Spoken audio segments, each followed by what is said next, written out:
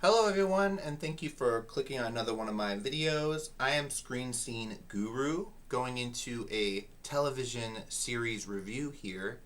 This is on the Paramount Plus Network's original series, Landman, starring Billy Bob Thornton. So going into a bit of the bio for the series, we've got deep in the heart of West Texas, roughnecks and wildcat billionaires try to get rich quick in the oil business as oil rigs begin to dominate the state. Crisis executive Tommy Norris tries to bring his company to the top during the fueling boom. So, really interesting show here, guys. If you guys have not caught up on this, this is a 10 episode original series, so I highly recommend it on the Paramount Plus network. This is, of course, starring Billy Bob Thornton. We've got a couple other co-stars I want to give a quick shout out to. We've got Ali Later, who plays his wife, Angela, or ex-wife, who returns. We've also got Michelle Randolph, who has also been in another Taylor Sheridan show. She was in 1923, currently living in the house that is supposed to marry one of the sons. So interesting story with her being in two shows. She also plays the daughter, Ainsley Norris. So going on to a few more cast stars, we've got Kyla Wallface. I hope I'm saying her name right. Kyla Wallface, who plays Rebecca Falcone. She's the lawyer who comes into the show, the attack lawyer. Really great performance from her. We've also got, of course, Demi Moore in the series, big-time actors. Even though she's limited in her performances, she was really cool to see every time. We've also got Paulina Chavez as Adriana. I really like to see her character, one of the grieving wives. As well as we got John Hamm, who played Monty Miller. The son, who was Jacob Loafland. I hope I'm saying his name right. Jacob Loafland as Cooper Norris. So you got to see hear about most of the family there. But really cool to see. Fantastic casting, in my opinion. Taylor Sheridan always picks his casting really well. A few more shout outs, real quick. We've got James Jordan as Dale Bradley. I really love his character, to see him again. And then, of course, we've got Andy Garcia as Galileo. He shows up right at the end of season 1. And, of course, Coleman Foco as Nathan. Great to see him. So a big cast there. Going into some of the episodes, we've got, starting off with episode 1, called Landman. In the heart of Texas, roughnecks and billionaires try to get rich, right? So basically the title is the opening. So we get to see his job dealing with the cartel, getting leases for land to try to work oil rigs, and he basically tells them that they can continue their operations there as long as their cartels do not interfere with the work of the landmen doing their oil rig work. But unfortunately, we see that does not work out for them when they try to land a private jet on a private road, and it ends up leading to car accidents and people dying. Unfortunately, a lot of involvement with the police, which they didn't want happening out there. We got to see basically Tommy's job is to kind of cohabitate and let the land be settled so they can do their work. When the land isn't settled, they have problems, and that's what Tommy is called in for. So moving on to the second episode, episode 2, we've got Dreamers and Losers. I thought this was a really fascinating episode. This is, of course, after the initial accident. In episode 1, we get to see a crew of roughnecks working on one of the, I believe they call it the wells, and it explodes on them, leaving 3 widows, several orphaned, really tragic. And we get to see Cooper's story really take off from there, him trying to be a landman like his father, Tommy, but unfortunately him having to learn the ropes the hard way, him then coping with trying to help Ariana with her life and dealing with bills. I thought that was a really cool representation of someone trying to step it up and try to help out someone grieving. Episode 2, we got to see Tommy deals with the aftermath of the tragedy at the oil patch. Dynamics are disrupted when Ainsley moves into the house, the oil house. She returns home from being away. They claim that it's their spring break, so she wants to spend time with her daddy instead of living with the mom. But we get to find out later in the show it's really because she's tired of the problems of living with the mom and the new stepdad, and she wants to get to know her father. Really cool to see that story build with those two characters, Ainsley and Tommy, the daughter and father. Sorry. Moving on to episode 3 now, we've got Hal Has a Front Yard. So I really love the titles of the episodes and all the messages they have in them, and all the really cool stuff they go into for people that didn't know how the oil and gas industry works, and even solar and clean, what they call reusable energy. They go into that and how it's really a fraud. Episode 3, Cooper makes an impression at an oil patch. Things get complicated for Tommy when his ex-wife Angela comes to town. So one of the really great episodes that really picks up the action, because of course you get to see, I think in this episode, some stuff riles up with Cooper and some of his roughnecks that he works with on his oil patch. So interesting stuff builds there, where some of the Spanish guys don't want they don't want Cooper, the son, messing around with Angela, so they kind of push him and threaten him, and they eventually beat him up in his man camp trailer.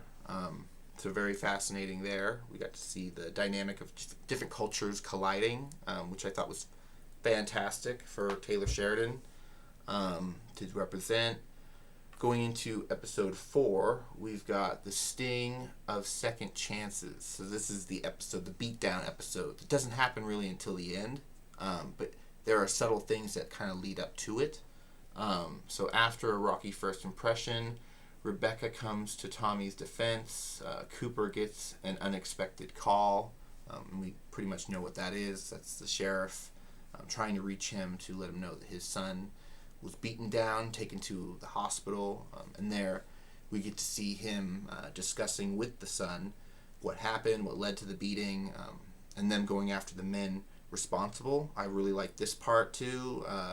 Something about it, like Reacher and other male-centric shows like Taylor Sheridan's Yellowstone, showing men taking care of business, even though it's not technically lawful. They do show that they cooperate with the local law, but it really shows the kind of balance and relationship that the people out in Texas kind of have to do with not only the different police forces there out in Texas, but also they have to work very close with now the Border Patrol, and the military has come down there, and we really get to see an experience with that later in the series when we get to see National Guard doing testing there where the cartel is arriving. Forward in the series, we get to see more experiences in that.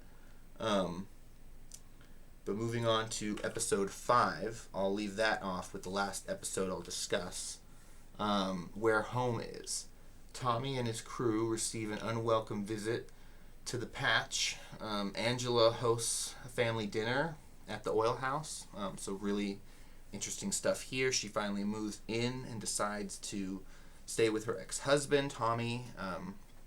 She doesn't want to stay with her new husband, her current husband, Victor. She's decided to leave him.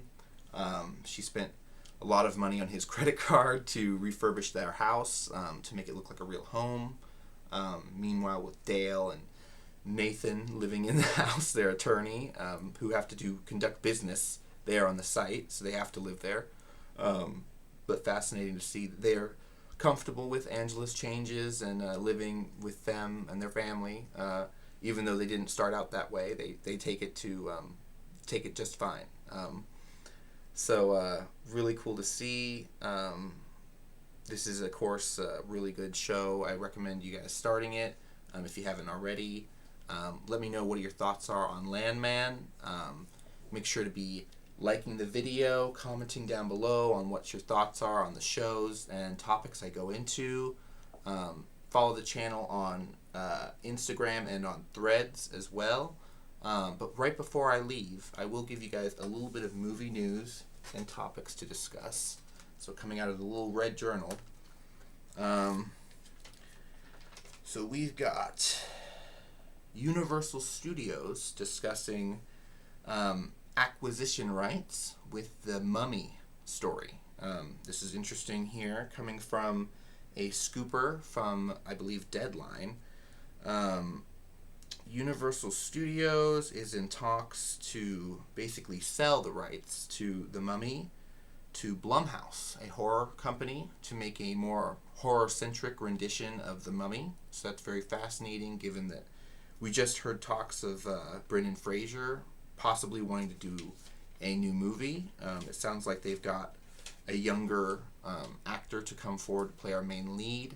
And we've even got a writer and director. It looks like Lee Corin, who has directed Evil Dead Rise, which I did not watch. I'm not a big fan of the Evil Dead franchise after Bruce Campbell left the franchise.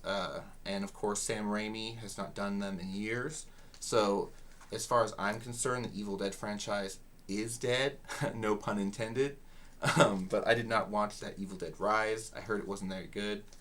But it's interesting to hear that Universal has teamed up with Blumhouse to work on a new horror-centric Mummy, revitalizing that, I think, based off of Robert Eggers' Nosferatu, which I heard was rather good. I need to check that one out for the channel.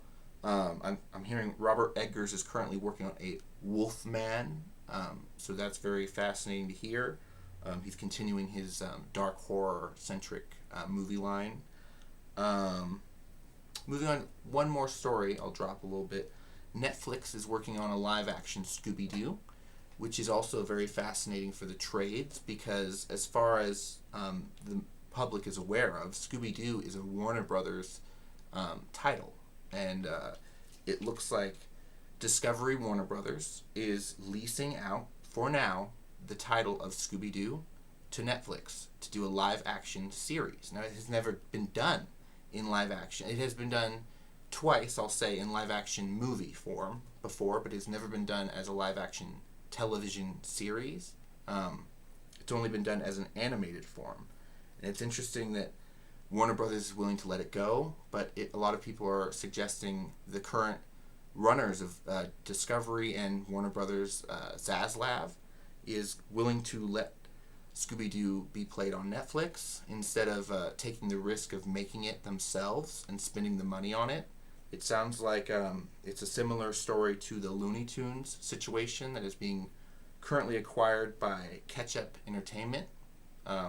So I'll leave off on that. Current franchises being sold off. IPs are the value, the currency of our age. So things that pretty much movie fellows and other pop culture genre fans knew that already. But interesting to see different studios sell off acquired titles that you wouldn't think they would have before. You'd think they'd kind of keep them closer to the vest, or closer to the vest, should I say. But thank you for clicking on another one of my videos. I appreciate it very much. Have a good and safe rest of your evening and day. I hope this video was very informative to you. And come back to the channel for future updates. Bye-bye.